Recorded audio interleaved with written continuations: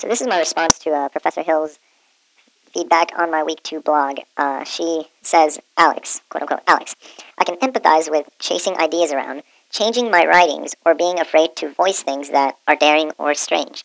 You said that every paper is about having a shitty first draft. So how do you revise? Well, let's see. First and foremost, how I revise is I obviously read the paper over out loud, clearly, and to myself, how I would like to have it read to me. In a more educated tone, maybe try to deepen my voice or anything, just do like, well, blah, blah, blah, educated essay, blah, blah, blah. Deep voice, whatever, all that mess. And I think to myself, well, if it sounds how I want it to sound, then I'm on the right track in the format, and I wouldn't have to worry too much about grammar and all that stuff. After that, the next point would be to make sure that it makes sense. How I look at that is, am I still on topic? This is where the content is a little important, because if it goes from one idea, elaborate on that idea, hop to the next, and never go back to the first idea, then I'm obviously not on topic. But I am going somewhere that I want to go. So here's where I kind of mix things up a little bit. I try to, how do I say, hit the main points that I originally wanted. Like, example, food. I am hungry right now. What would I like to eat? Well, considering it is late night, maybe some fast food. Or I can order.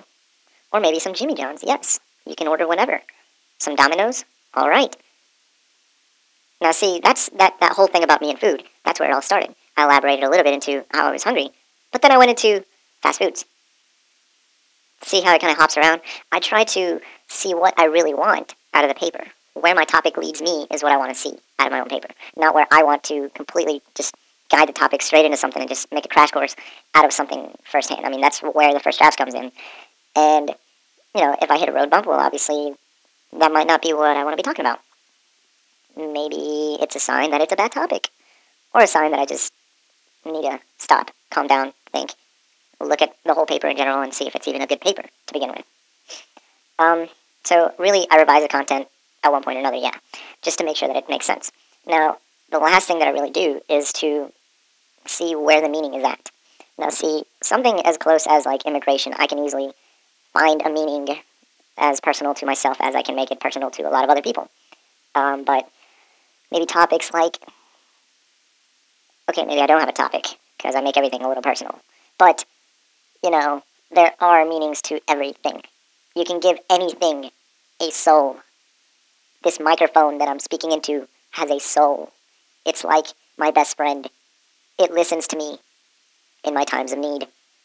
But, I just look for the meaning and see where I can put a little gist of personality into my writing every here and there, every so often, where I see a space of just fact and fact and fact, and I can elaborate more than just, shoving some concept or thing in your face. I can personalize it, humanize it, and just speak it a lot easier, and just show it and present it in a way that's a lot easier to picture and imagine, so the reader doesn't get too confused or too lost inside of a topic, or too bored, really.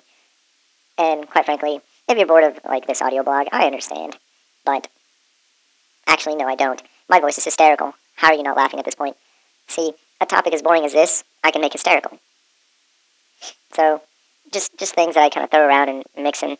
So I revise, back on topic, how I really revise is how I do chase ideas around. But I do have, like, a set way of looking at things in my paper first. Beat my paper up with a stick, like I would a piñata. Make sure the grammar sounds right through the way I would present my paper out loud, and see if it makes sense. See where it's going. Find a voice to it, and give it meaning. So that's really how I revise it. Once again, it's not too complicated. It doesn't go too in-depth. It's just their basic skills. I mean, even now, I'm doing it and presenting this idea of how I express and fix up my ideas. It's relatively easy if you know how to use it correctly. If you misuse it, then it's obviously going to be a bad paper. And crash and burn, we've all had those papers. But, yeah, it's a hit and miss kind of thing. So